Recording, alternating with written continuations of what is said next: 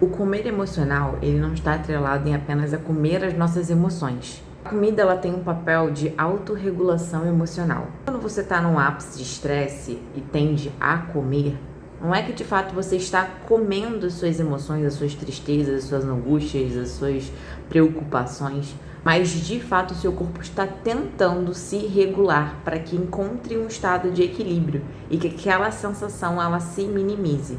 Então, dentro dessa frase do estou comendo as emoções ou você está comendo as suas emoções, entra-se um determinado erro, porque de certa forma é um mecanismo de sobrevivência que seu corpo está tentando recrutar naquele momento para te autorregular. E isso é muito interessante porque muitas das vezes a gente começa a falar, né? É muito comum dentro do consultório, eu vejo pacientes falando sobre eu como as minhas emoções, eu como porque eu tô triste, porque eu tô ansiosa, porque eu tô estressada. E comer, ele tá muito atrelado a uma autorregulação, ou seja, uma tentativa desse organismo encontrar o seu eixo de equilíbrio e se reestabilizar. E é aí que mora o ponto da meada de quando a gente trabalha muito com esse lado comportamental também dentro das consultas.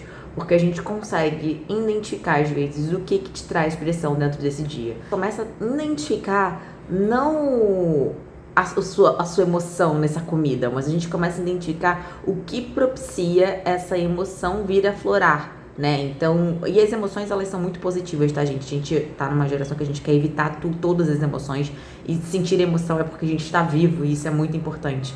Mas é importante a gente entender os motivos. Então, eu vou dar um exemplo. Talvez o ápice do paciente, desse indivíduo, né, que tá assistindo o vídeo, seja comer doce no período da tarde. Ele tá no trabalho, a demanda de trabalho começa a ficar muito exaustiva, as cobranças, e aí ele tende a querer comer toda a quantidade de doce possível. E entra uma sensação de falta de controle, porque ele queria dar o tempo do doce e ele sente que ele não consegue.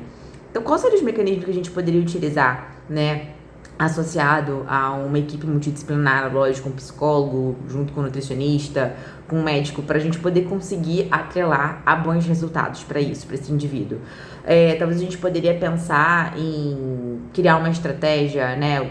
O que dentro desse prazo do teu trabalho implica em te deixar tão estressado ou ansiosa a ponto de você se desequilibrar, né? Às vezes essa cobrança, o que a gente poderia fazer para minimizar? O que seria possível ser feito para minimizar dentro da sua rotina? Então, essa é uma das coisas que eu trabalho muito dentro do consultório.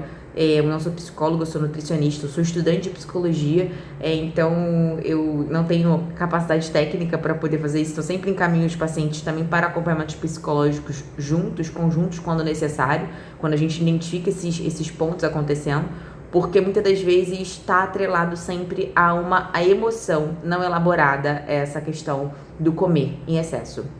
Cansaço também, né? É um dos pontos que são muito comuns, né? Então, a pessoa tem pouca noite de sono, ela tem uma demanda de trabalho, uma vida muito corrida, que faz com que ela tenha pouco tempo de descanso, e isso faz com que ela tenha um comer exagerado em alguns momentos, por conta que esse corpo está com uma baixa recuperação de repouso, de descanso. Então, o corpo tende, né, a usar esse mecanismo para poder suprir essa necessidade, né, para poder conseguir sanar essa necessidade.